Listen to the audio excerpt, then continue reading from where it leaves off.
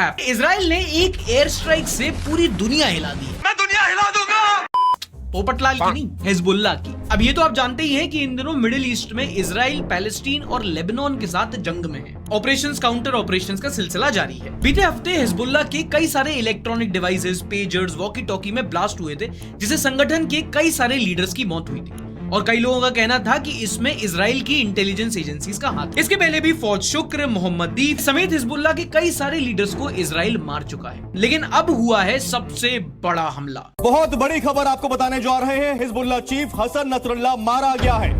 27 तारीख को बेरूट में एक टारगेटेड एयर स्ट्राइक से इजराइल ने हिजबुल्लाह के लीडर हसन नसरल्लाह को मार गिराया है। लेबनीज हेल्थ मिनिस्ट्री ने इस हमले की कंफर्मेशन दी है। बताया है कि इसमें 6 लोगों की मौत हुई है, जिसमें लीडर नसरल्लाह शामिल था। अब हसन नसरल्लाह मिडिल ईस्ट में एक बहुत बड़ा पॉलिटिकल फिगर था।